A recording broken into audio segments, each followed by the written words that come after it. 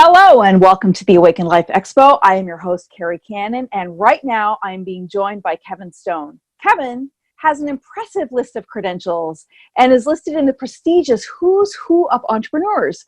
Kevin is a master hypnotist and board-certified hypnotherapist, recognized and sought after around the world. He's also a leader and pioneer, as well as a historian in the field of hypnosis and hypnotherapy. He is a senior clinical instructor at the Craniofacial Pain TMJ Clinic of the, some word that I can't pronounce, foundation at the White Memorial Medical Center in LA. In addition to those accomplishments, he is a motivational and keynote speaker, holding workshops and corporate training programs for major Fortune 500 companies and others from all across the globe. He is a television personality, an author, and a radio host, and it is my deep honor and pleasure, and I'm so happy to have you here. Thank you so much, and welcome, and thank you for being here so much, Kevin. Hi, Kerri. Thanks for having me. That's a mouthful of stuff. It certainly is. It certainly is. Even my head is trying to digest all of that information, going, wow. How are you today? I am so awesome. I'm really in a really great mood. I'm awesome. It's so great to see you, and I'm excited for this interview. And Yeah, you look amazing. Well, thank you, and so do you. You look lovely. I love the hat. It's great. So let's just get rolling. And sure. prior to the our pushing record, we started getting into a really great, really deep conversation. But first, tell me, what is it that you perceive your life mission is here, so that we can kind of set the stage for what's going on. So in 100 words or less, or whatever, 200 to 300, tell us what you would like for people to get out of this interview. Yeah, that's an awesome question. My mission in life is to help people to help themselves, inspire, uplift, encourage, and educate to allow them to achieve their goals rapidly, quickly. Awesome. Great. Thank you. So tell me, does hypnotism, so we're going to get into hypnotism, we're going to get into comedy hypnotism, and we might even get into a few other areas that we sort of touched on before pressing record. Yeah. But let's get into hypnotism first, because that's kind of what you do, and you do it with comedy. But first of all, a lot of people think that there's, so when I was watching your videos, as I was telling you, like on stage, you'll say, go to sleep, and people are like, won't, and then wake up, and people like, won't. And it, it seems like a little out there to me, but let us know what really happens with hypnotism. Can people really lose weight or stop smoking and things like that after, just a session or two? Yes, and yes. So let me explain hypnosis a little bit to you so you can have just a basic understanding of what it is and what it isn't. Because Kerri, you're my analytical. You're a thinker. And sometimes you think yourself right out of situations you should just leave yourself in. And so I'm the same way. And so when I first approached hypnosis as well, I was watching videos like you were, comedy hypnotist, and going, no, that's just, I don't believe what I say. That's just not what is happening, because I'm an analytical. And so I need the evidence. I need the proof. I want the scientific evidence of what is happening. And so I ended up going to college for this. And it was a program, it's the only accredited college in the entire world. And I thought, okay, this has some credibility. I might as well get some college credit for things I'm working on, and I have an interest in this, so why not? I did think they were going to throw me out of the class within the first basic one-on-one course, because I was that guy every 5 seconds raising my hand because I had a lot of questions. Because like what we're probably going to go over and some of the questions you've already asked, I wanted answers. I want to know why this works. And hypnosis is a very natural, organic state. We go in and out of hypnosis about 1,000 times a day. That's how natural state it really is. Common forms of hypnosis, Kerri, is what I like to call freeway hypnosis, highway hypnosis, kind of up on the highway, freeway, just driving along, minding your business. Listen to the radio, the window's open, your hair's blowing out in the wind, you're feeling good. You realize your exit was about 3 exits back somewhere, right? That's a common form. Other common forms, childbirth, yoga, karate, watching a good movie, reading a good book. Those are all forms of hypnosis. So, how does hypnosis work? Well, can you visualize? Yes. Can you imagine?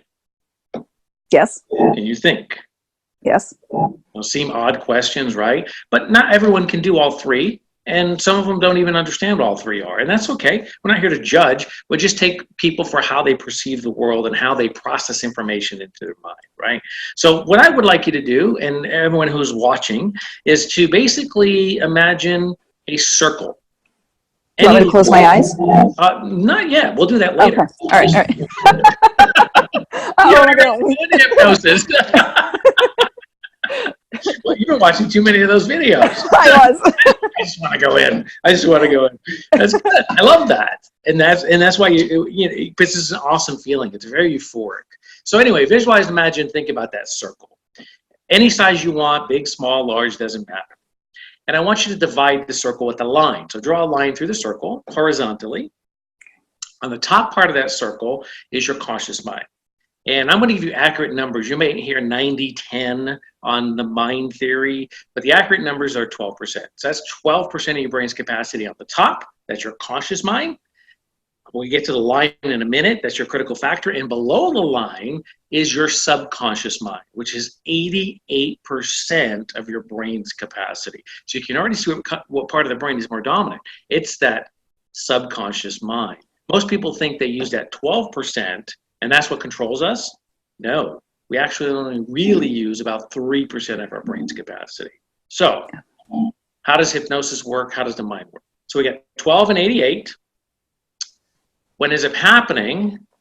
I, as a hypnotist, recreate a sleep-like state. Now, you don't blank out. You don't become a zombie. I don't sprinkle any voodoo dust on you. None of these things happen and you walk away cured from my office. It doesn't work that way. So what ends up happening is I recreate the same sleep-like state with that mind concept. That line we were talking about, that critical factor, is like a doorway to the mind. And so when we go to sleep at night, that critical factor opens up. And all of that information we've processed all day long from our environment then drops down into the subconscious mind through the REM state, okay? And so we recreate that as a hypnotist, the same sleep-like state, to get into the subconscious mind, to reprogram, reformat any negative behavior to turn it into positive behavior. So have you heard of the testing back in the 1950s by a scientist called Pavlov and Pavlov's dog? Yes. Okay. That was designed to really control human behavior and understand human behavior through animals. And so what he did is, real quick, for those who don't know, he basically rang a bell. And every time he would ring the bell, he would train the dog to salivate and be hungry. If the bell didn't ring, the dog wouldn't know it's hungry. And so it's basically the same concept in hypnosis. It's a behavior modification tool and a modality to help people to achieve their goals. So somebody comes to me and says, I want to lose weight. I say, okay. We, in therapy, talk about some of the sources, symptoms, all of those things as to why this behavior pattern is happening, because all behavior is learned behavior. So if you learned it, you can unlearn it. And the scientists back in Pavlov's day came up with a number. That number was 21. So when we establish everything 21 times in a repetitive row, it now becomes an automatic. It's now an automatic response through our subconscious mind, whether we realize it or not. And that's how the negative behavior gets in there. When ends up happening, we start thinking about, this is not helping my life. I'm not achieving my goals. I have blocks in the way, let's say weight again, that is not allowing me to fulfill my maximum potential in life. How do I remove this thinking of my go-to every single time? Well, hypnosis is that tool. Hypnosis is that modality to go into the brain, talk to the subconscious mind, and basically rewire. Get rid of the negative and replace with the positive. Just like a computer, the brain does not think for itself. It is programmed to do that. So, environmental hypnosis is all around us, just like now. That's why you're wearing the different clothing you wear, the jewelry you wear, the glasses you're wearing, because you're suggestible to that advertising, to that marketing. And so we don't even realize how we really are being controlled with this influence that's really happening all around us. So hypnosis allows us to recognize that and to really identify, especially when it comes to the issues in our life, to remove it and replace it with what we want. Instead of allowing life to control us, we control life through the applications of hypnosis. And that's basically how simple hypnosis really is. I'm just a guide. I'm a facilitator. I help people to go where they're going to go in that process. And it's really up to the individual to decide for themselves how deep into the subconscious they want to go. So just like the videos you've watched, and you're like, that just doesn't make sense. I give the suggestion to sleep, snap my fingers, and these people just blank out like a zombie. Like you see in the movies and television, they just don't seem to be coherent, and they're under the complete control of the hypnotist. That's just an illusion. Actually, in a hypnotic state, your senses become increased and amplified by more than 10 times. Everything is more aware. Your sense of touch, smell, you can hear things. When I have people go into therapy, my office is on the second floor in Beverly Hills, and they can hear sometimes 2 blocks away conversations that are happening on the corner. That's how aware they become in a state of hypnosis. So you can see how much more in control one becomes in a hypnotic state, as opposed to what the illusion is of you see in a stage hypnosis show of what they're doing. Because I tell people all the time, Kerri, you know, if I had that power, and not only me, but I think everyone would abuse it. And I wouldn't even have this conversation with you. I would have a conversation. I would have went to the bank today, hypnotize all the tellers, get the money bag out, fill the bag up, drop it in my car, and go home. Why would I need anything else when I have that kind of power and I just command it from anyone? And so hypnosis looks like what it is because of the TV, books, movies. They like to sensationalize that aspect of it. And there is a component of it that is that. But in reality, the person who is in a true hypnotic state is much more in control than we are in this natural state that we're in right now. Okay. So I have a question about, so you were saying, so when you're in the hypnotic state, you're saying that you have more control, but you also said that in the Pavlov's dog, tests, that the dog didn't know that it was hungry until the bell rang. Right. So it didn't know that it was hungry. So are you saying that we don't know something until an event occurs? I don't get that part. Okay, let me understand. Okay. Yeah, we'll break it down a little bit simplest and make it more simple. So basically, like the dog, right?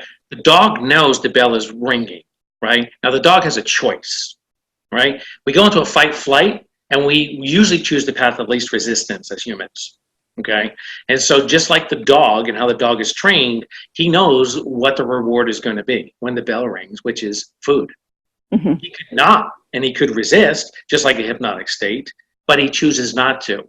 And he succumbs to the suggestion or the behavior modification of the bell. Okay. Does that make sense? Yes. Same thing with behavior. You can choose, right? So right now, Kerri, as you stare at me, right? Mm-hmm. Go ahead and lift your left hand. Okay. Okay, so we can see it. Yep. Excellent. Good. Now put your hand back down. How do you feel? Same. Yeah. You've just been hypnotized. Why? Because you took a direct suggestion. Now, What I did see happen with you is you actually processed it. You thought about it. You said to yourself, I'm not sure why this, all these things rushed through your mind quickly, and you weren't really sure, but you kind of went with it. It's the same thing of what we just discussed with the Pavlov's dog and hypnosis and how the process works. You didn't have to do that, especially being an analytical like you are, a thinker and over processing information. You could have said, well, let's talk about why you want me to raise my hand. But what do I need to raise my hand for? And you could have came out with 18 different questions. Right. Like when I've done lectures and shows at MIT, because those people are trained to be engineers. All they do is think. Their world is about thinking, about the mind, right? And so they're always inside their head. And so the thing is to get outside of your head and just to allow life to take its course and enjoy that instead of over processing it. And so that's what hypnosis does. It relaxes the mind and body. And once the mind and the body is relaxed, that's when you can facilitate the change. You can get rid of the negative and replace with the positives. That make sense? Absolutely. Yes. So, once you hypnotize somebody, yes. Is it?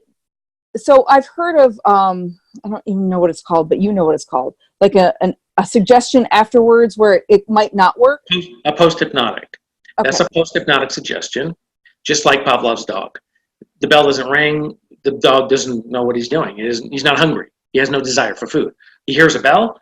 He's hungry. And that bell could be 10 hours later. That's called a posthypnotic.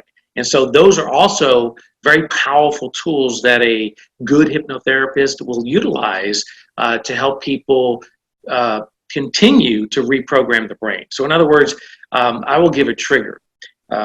If I want to reinforce a suggestion that we've done during the hypnotherapy process.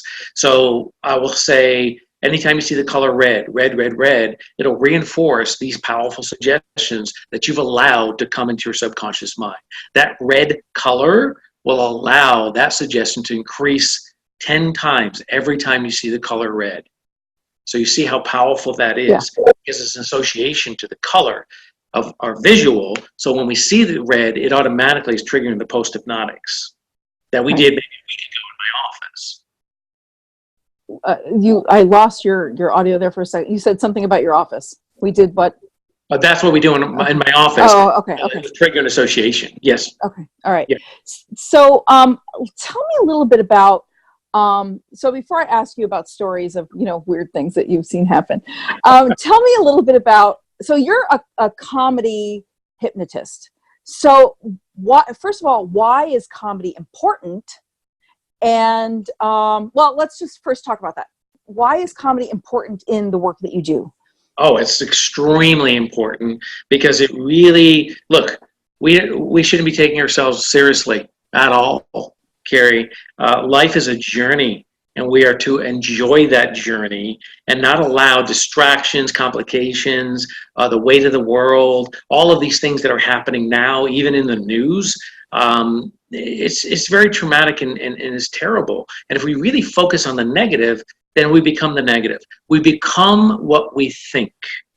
And so I'm a board certified hypnotherapist / comedy stage hypnotist. And I've always been diverse in both because the comedy aspect is important to help to educate, inspire, uplift in a very relaxed way where we're not so serious.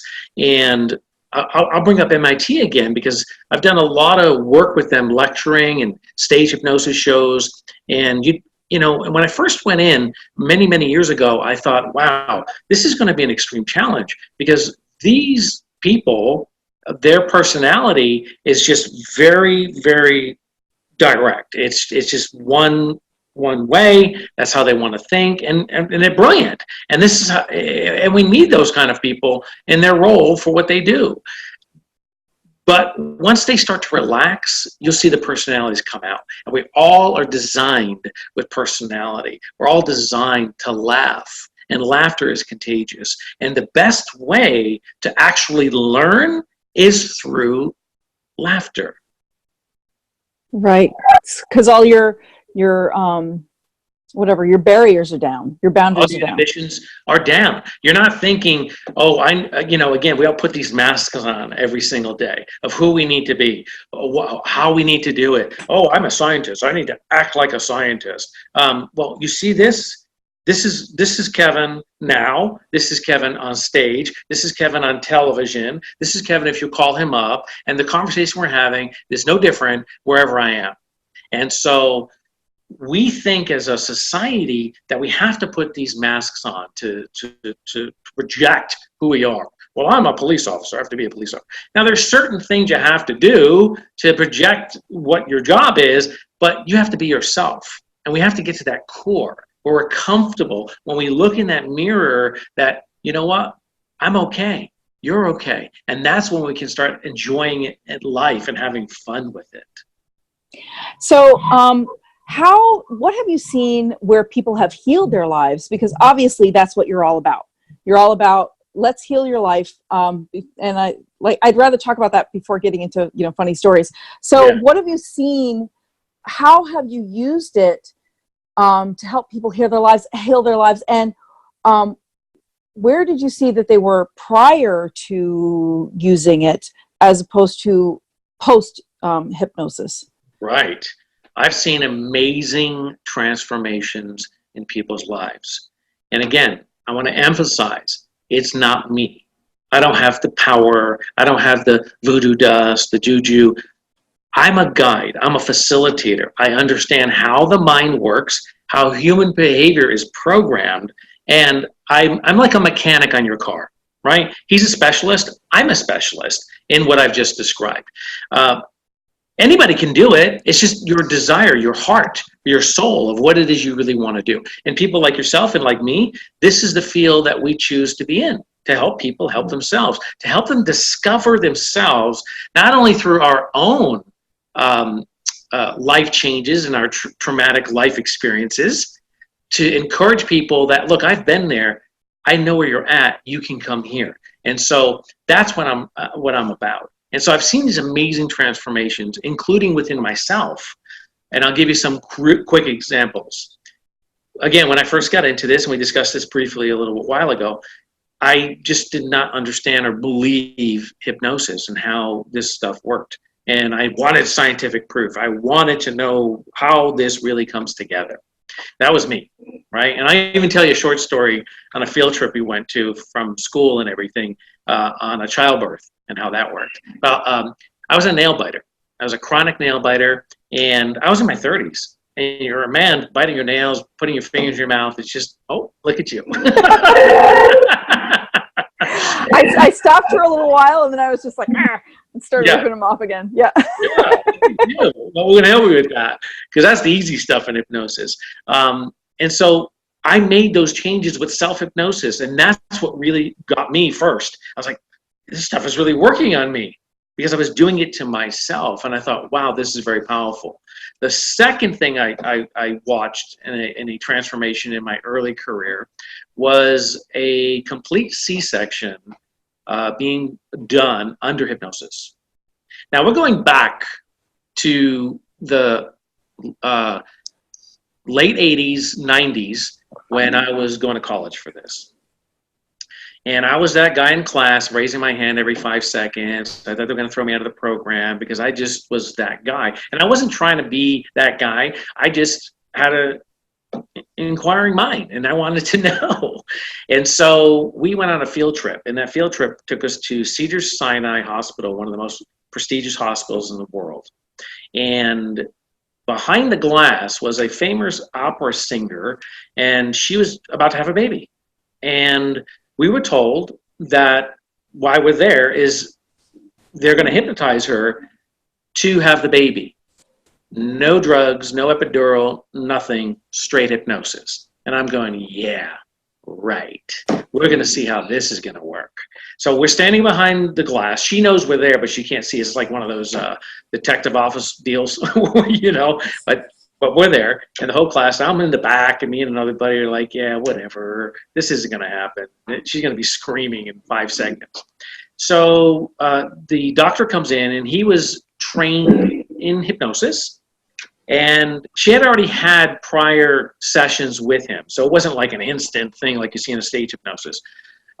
So it was like 6 or 7 sessions, so she was already primed. So he comes in, he hypnotizes her very quickly, and she was instructed that if she felt any pain or discomfort at all during the C-section, she was to raise her right hand, and she was to let out an opera note, because she was a famous opera singer, and that was the indicator to stop and to give her the heavy medication to proceed with the operation, right? So we're like, whatever. So she goes into hypnosis, we're waiting, all of a sudden here comes the baby, and then nothing. You would think that she was, like you and I are sitting here talking, and they're doing the operation, and she has the baby. It's that simple. And I couldn't believe it. My jaw dropped to the floor and thought, whoa, this stuff is powerful. So no anesthesia? Nothing. Wow. Zero. And so now hypnobirthing is a thing, and that's what people do. You can look it up on YouTube. There's plenty of people doing hypnobirthing. There's classes being taught for hypnobirthing. There's all kinds of amazing things that people have discovered over the years of what the applications of hypnosis can do besides smoking away and the traditional things that people know hypnotists for. And even when I got back into this, you couldn't even mention the word hypnosis. There was a lot of pushback from the medical community and a lot of people, because I just thought, again, it's taboo. It's the work of the devil. It's stuff that is voodoo and all of these things. And of course, I was brought up that way. I'm from the East Coast and brought up in a very religious home. And when I talked to my family about getting into this, I thought I was going to be blackballed, excommunicated from the family.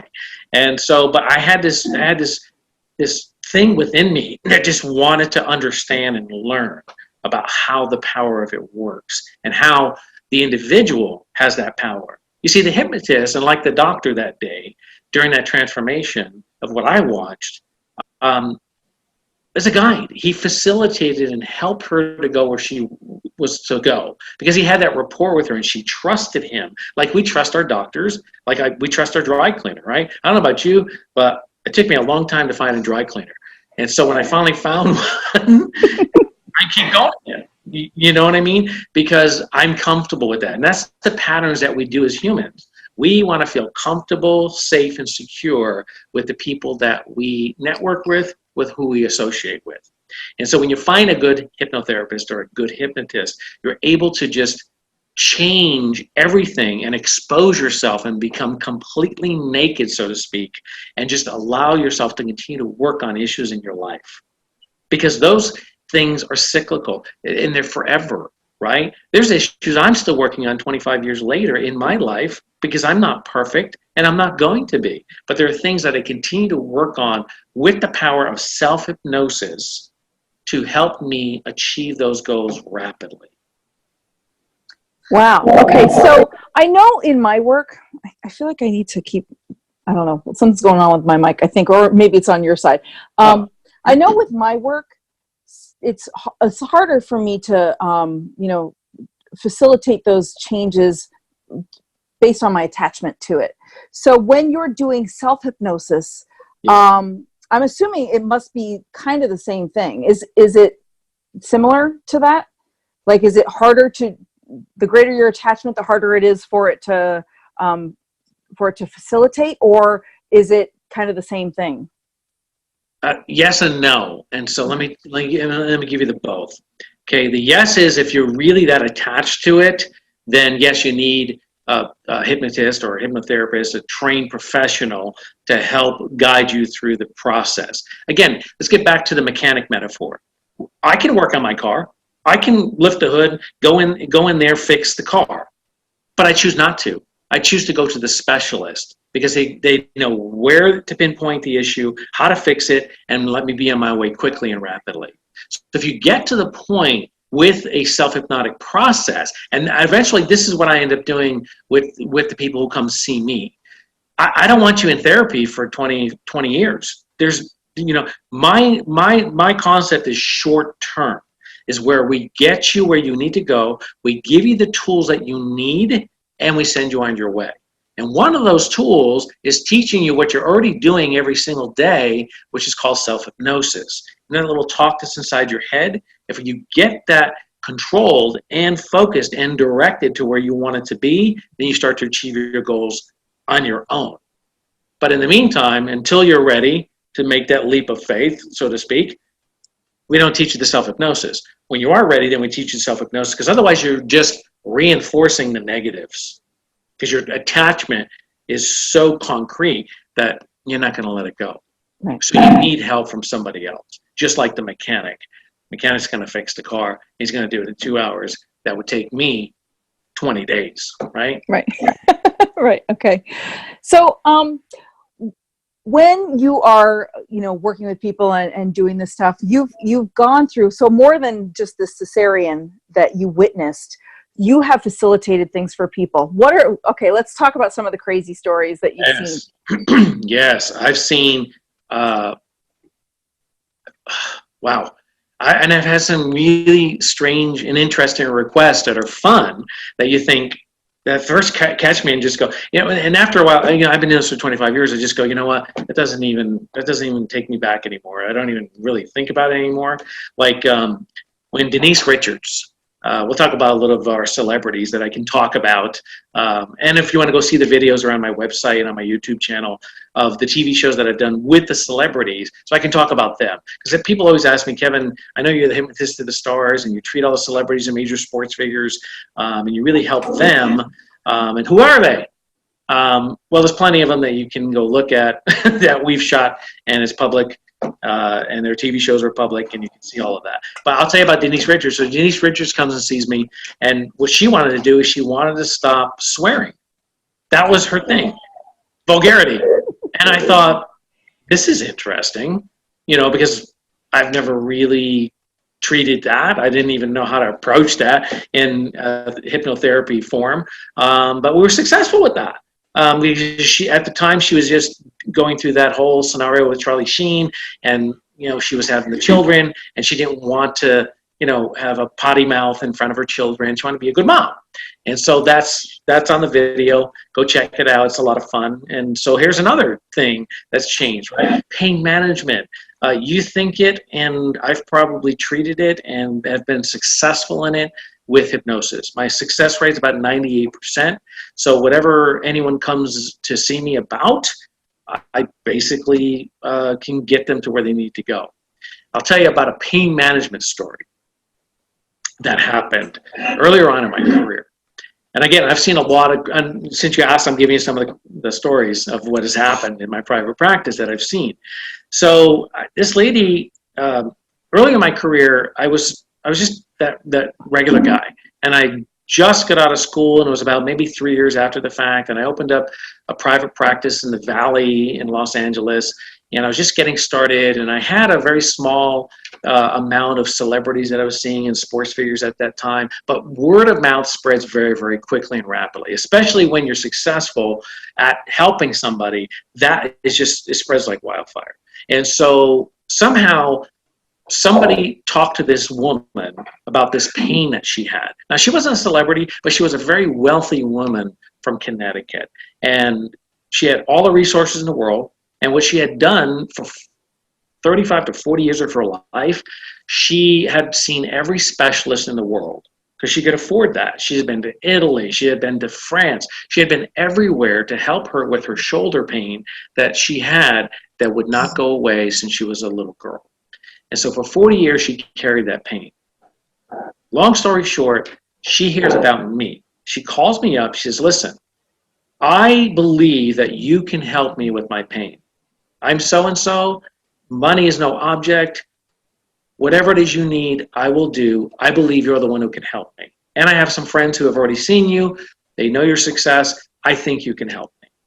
I say, okay, fine. I tell her we need about 6 sessions to help her achieve what she's going to do. She needs to fly to Los Angeles. She needs to set up her hotel, all of that. She goes, look, I have no problem with that. Money's no object. I've been all over the world trying to fix this problem. You're the one who's going to help. Okay. She comes out to Los Angeles. Now, how she wanted to do the process wasn't through traditional hypnotherapy. She wanted to do it through a past life regression. Now, my personal stance on past life regressions, and I can see you're on the same page just by your reaction, Kerri, is that I don't believe in those past life regressions. I don't disrespect people who do that work. I respect people who do that work. I do the work myself. I do past life regressions. But for me, because there's no evidence, there's no scientific proof, there's no history that can be determined of where these past lives come from and why you're this past life person. I know Brian Weiss would argue with me, and he's got a great book about past lives, and his whole therapy was based on past life regressions. But for me, on a personal level, no disrespect, I have a hard time really conceptualizing past lives. But I do that work, and I've done it for 25 years. And so she comes in and wants a past life regression. I said, no problem. we take her into a past life regression. And like a storybook, it started to unfold where she was coming across the East Coast to the West Coast, to the Wild Wild West that wasn't developed yet. So they were coming across to be those pioneers, to be those people. Well, midway, they break out in a traditional cowboy and Indian fight. The wagons get into a circle like you see on TV and in the movies, and she's told to go cower into the back of the wagon. Well, one of the fiery arrows from one of the Indians shoots into the canvas, gets her in the shoulder. Okay, so of course, medical technology back in the 1800s was not what it is today. So lo and behold, she didn't heal properly. Take her in the past life, we heal her properly through hypnotic suggestion, and she's healed. 40 years, no more pain, gone. Wow. Why did this happen? Is it placebo? Was it Kevin Stone, the Hollywood hypnotist? Was it her? Well, it was a combination of all three. And this is what my diagnosis is that she finally wanted the pain to be gone. And I was the person to help her, guide her, to allow that pain to be removed. So can we give credit to the past life? Sure. Can we give credit to all of Kevin Stone? Yes, yes, yes, yes, yes, yes. So again, my objective as a therapist is to use every tool that I can to be a good student and a good practitioner, to utilize those tools such as past life regression, neurolinguistic programming, dream therapy. Again, I'm very diverse in the work that I do. And so I'm going to use those tools to help that person who comes to see me to achieve their goals. That's why my success is 98%. Because I'm open, even though I have reservations on certain things. If these modalities work for these individuals, then I'm going to utilize them to help that person achieve their goals and obtain maximum success. Wow. So when somebody's worked with you, do people notice, is there like a noticeable change in somebody's personality, or is it just like a subtle shift, or like, how does that, like if you want to go from, not swearing, swearing to not swearing, and, like that's noticeable. It may not seem like a major personality shift, but what are some of the things that happen, that you've seen happen? And like, is it a personality shift? So the fears would be, not for me, but the fears out there would be, they're going to turn me into a different person. I am not interested, Yeah. So can you kind of talk about that a little bit? Yeah, there is transformation. Absolute. There's a physiological change that takes place, and it's hard not to notice because you can see it just in the behavior, in the character, in the walk, and how the individual is now carrying themselves with much more confidence, much more self-esteem, much more direction of where they're going, because they have that focus of what they need to achieve, and they're going to accomplish that. And now they are equipped with the tool bag of what they need to do. And so, yes, it's an automatic change. It's an organic change. Is what ends up happening. It's absolute, and it's I've seen the change with everyone.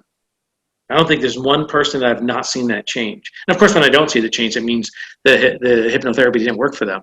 Because again, this isn't for everybody. Because again, people think themselves right out of it.